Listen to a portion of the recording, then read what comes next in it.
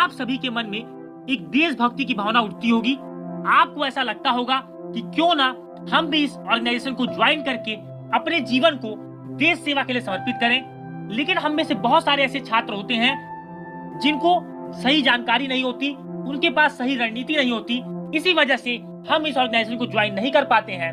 तो मैं उज्जवल उपाध्याय स्वागत करता हूं आपका ईपिन क्लासेस यूट्यूब चैनल पर, और मैं आज आपको बताऊंगा कि आप 12वीं के बाद 10+2 के बाद भारतीय वायुसेना के अंग कैसे बने, किस तरह से इस प्रतिष्ठित ऑर्गेनाइजेशन को ज्वाइन कर अपने जीवन को देश सेवा के लिए समर्पित करें। तो सबसे पहले जान लीजिए दोस्तों, भारतीय वायुसेना हमारी सेना की एक अंग है जो कि जिनको एयर वॉरियर कहा जाता है, यानी कि भारत की सुरक्षा करती है। ये आकाश में हमारे दुश्मन देशों से, हमारे दुश्मनों से यही कार्य होता है भारतीय वायुसेना का। और वायुसेना ज्वाइन करना हर बच्चे का सपना होता है। तो मैं आज आपको बता दूं, आप वायुसेना को 12वीं के बाद 2 तरीके से ज्वाइन कर सकते हैं, एक नॉन ऑफिसर और एक एज एन ऑफिसर। तो सबसे पहले मैं आपको नॉन ऑफिसर के बारे में बताऊंगा। देखिए दोस्तों, ये जो नॉन ऑफिसर की पोस्ट होती है, इनको एयरफोर्स में एयरमैन कहा जाता है।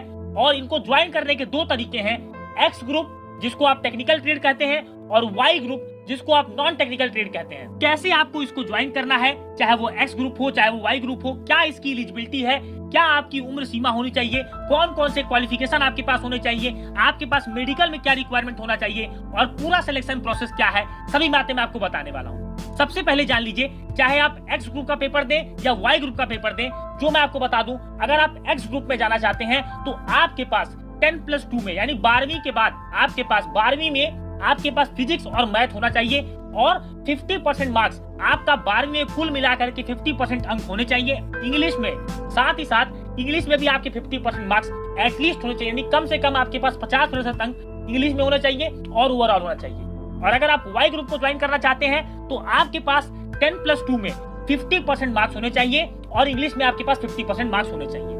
इसका मतलब ये नहीं, वाई ग्रुप में ये बातें नहीं है कि आपको फिजिक्स मैथ होना चाहिए। आप किसी भी स्ट्रीम से हो तो आप वाई ग्रुप को ज्वाइन कर सकते हैं, और अगर आप फिजिक्स और मैथ आपकी 12वीं में है तो आप एक्स ग्रुप से इंडियन एयरफोर्स को ज्वाइन कर सकते हैं। इसका जो एग्जाम पैटर्न है वो ऑनलाइन मोड का एग्जामिनेशन होता है। सबसे पहले आपको एक रिटन टेस्ट देना होगा। रिटन टेस्ट के बाद आपकी एडेबिलिटी टेस्ट होगी, फिर आपकी फिजिकल टेस्ट होगी, और इसके बाद आपको वायुसेना ज्वाइन करने का मौका मिलेगा। तो मैं आज आपको पेपर पैटर्न भी बताता हूँ कि क्या पेपर पैटर्न होता है। सबसे पहले जान लीजिए, अगर आप एक्स ग्रुप के लिए जा रहे हैं तो आपको समय जो मिलेगा 60 मिनट्स में आपको 70 क्वेश्चंस करने होंगे, जिसमें कि आपके 25 क्वेश्चन मैथ्स के, 25 क्वेश्चन आपके फिजिक्स के, और 20 क्वेश्चन आपको इंग्लिश के मिलेंगे, जिसके लिए आपको हर सब्जेक्ट के लिए आपको अलग अलग टाइम मिलेगा। आपको इंग्लिश के लिए 20 मिनट अलग से मिलेंगे, आपको फिजिक्स के लिए 20 मिनट अलग से मिलेंगे, और आपको मैथमेटिक्स के लिए भी 20 मिनट्स अलग से मिलेंगे। कहने का मतलब एक के बाद एक पेपर आता जाएगा, आपको अटेम्प्ट करना होगा। इसके बीच में आप स्लाइड को इधर उधर नहीं कर पाएंगे।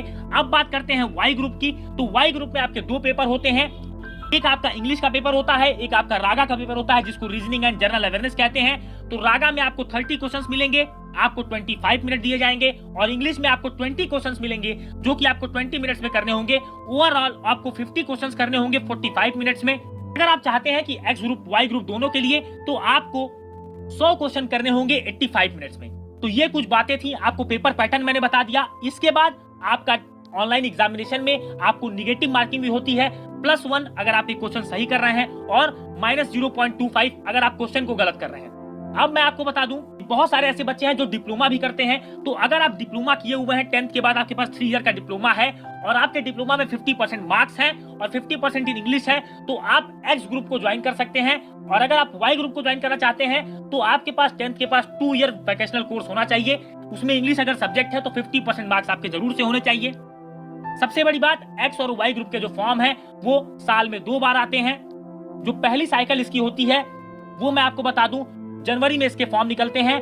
जनवरी से लेकर के अक्टूबर तक, दिसंबर तक आपकी ज्वाइनिंग हो जाती है, और आपकी सेकंड जो साइकिल होती है वो आपकी जुलाई से स्टार्ट होती है। इस तरह से आप एयरफोर्स को एक्स ग्रुप और वाई ग्रुप के माध्यम से ज्वाइन कर सकते हैं। आपकी मेडिकल फिटनेस अच्छी होनी चाहिए, यानी कि ट्रेनिंग करते करते आपकी उम्र होनी चाहिए 17 से 21 साल, क्योंकि आपको ऐसा प्रोसेस में पूरा लग जाता है।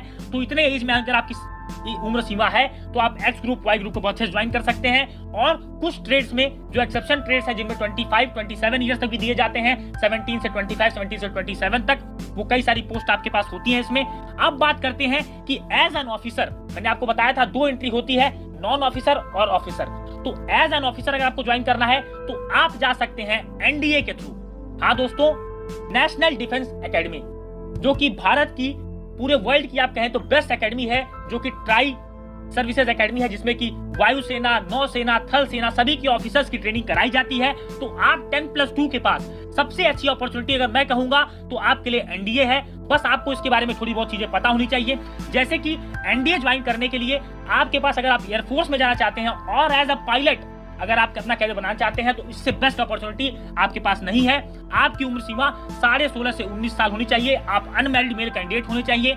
इसके बाद आपके पास 10+2 में physics and maths with no percentage bar. हाँ दोस्तों, आपने बहुत ध्यान से सुना, विथ नो परसेंटेज बार। कोई भी परसेंटेज की बार यहाँ पर नहीं होती है, सिर्फ आपके पास 10+2 विथ फिजिक्स एंड मैथमेटिक्स होना चाहिए। आपकी उम्र सीमा 16.5 से 19 साल होनी चाहिए। इसके 2 बार फॉर्म आते हैं, मैं आपको बता दूं। इसका जो एग्जाम होता है, एक बार अप्रैल में होता है, एक बार सितंबर में होता है।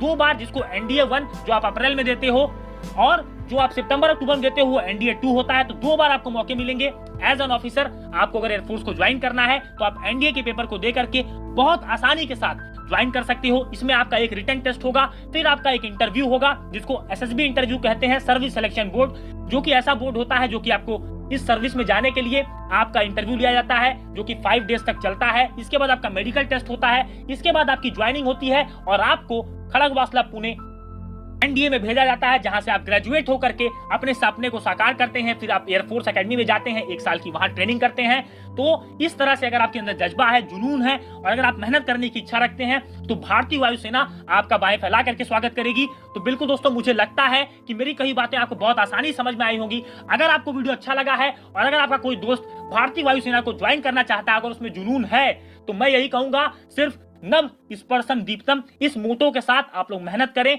और इस वीडियो को ज्यादा शेयर करें। मिलेंगे दोस्तों अपने अगले वीडियो में। मैं आपको बता दूं, इस वीडियो के नीचे आपके लिए मैंने एफकैट एंट्री ग्रेजुएशन के बाद एसएसबी क्या होती है, सारे डिस्क्रिप्शन में लिंक में डलवा दे रहा हूं। आप जा करके पूरी इंफॉर्मेशन लें और